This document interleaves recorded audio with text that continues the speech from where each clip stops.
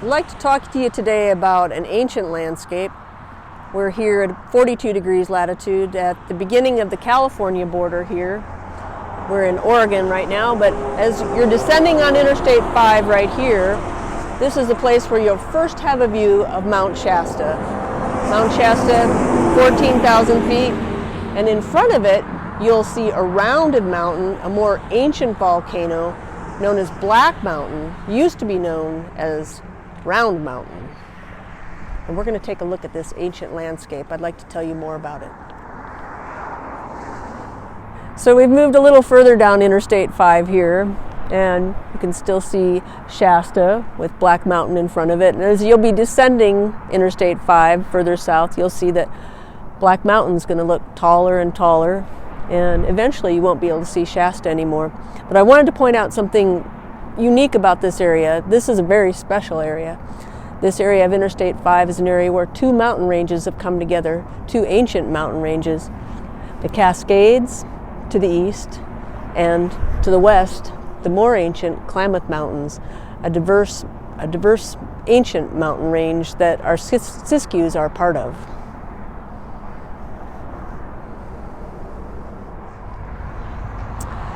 So here we are a little further down Interstate 5, closer and closer to the base of Black Mountain, so Mount Shasta is just barely visible. And here I'd like to point out the younger Cascades off to the east, and to the west, the Klamath Mountains, much older, more biologically diverse Klamath Mountains. And we'll be descending further here on Interstate 5 toward Hornbrook, exit 789, near the old mining community of Cottonwood, which later became known as Henley, named after Thomas Jefferson Henley, who was one of the first superintendents of Indian Affairs in California from 1855 to 1858.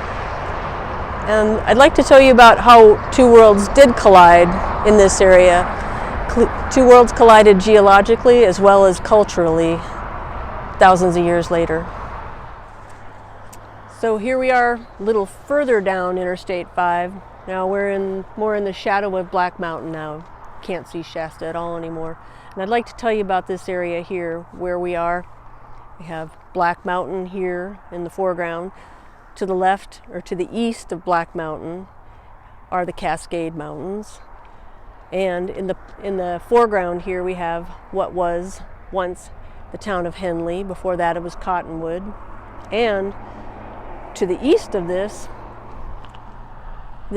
kind of ugly burned out area is where the Klamathon fire burned out in 2018. But this whole area here, known as Rocky Gulch, has been completely scrubbed out at one time by hydraulic mining. This whole area through here, part of the old Klamath Mountains, was once actually an area known as Rocky Gulch. If you look on the map, you might see it still called Rocky Gulch. Rocky Gulch goes all the way down past the Chevron. This whole area here was a mining area, and in particular, where the overpass here, where the freeway overpass is, this area was once the brass wire mine. So if you drive through this area, you're actually driving through an area where there was once a gold mine. You're driving through an ancient gold mine, old gold mine, I should say. This area has been completely turned over. All the sediment washed down from hydraulic hoses, washed down into the Klamath River, and it suffocated the fish and the source of food for the Native Americans, which is rather ironic, I think, since something similar to this happened a couple of years ago when the Klamath River was once again flushed down with sediment due to the dams being removed. So we've gotten off of Interstate 5 now, and we've headed east on Copco Road, and we've come east here to this area where you can probably see behind me here some evidence of some mounds.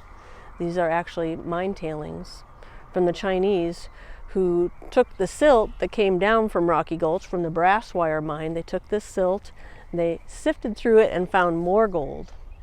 So this is evidence of where the Chinese lived, or Chinese mined. They actually lived off of Wairika Street near the Chevron. That's where the Chinese houses were.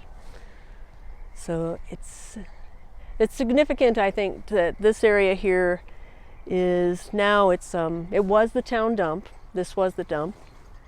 So culturally it was sort of relegated to a cast-off sort of area. And this area that was part of the Shasta people's territory at one time got mined, was mined again, and now it became the town dump, and now this land is BLM land. So